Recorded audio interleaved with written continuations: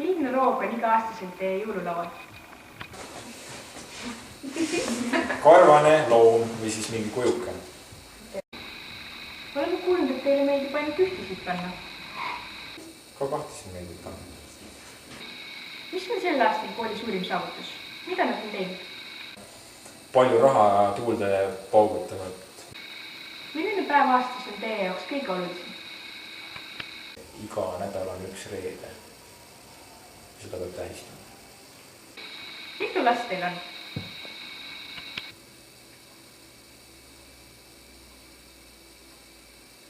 Sellist asja ei tulegi meelde. Mida sisaldab endas teie selleaastane kinnitus oma abikaasale?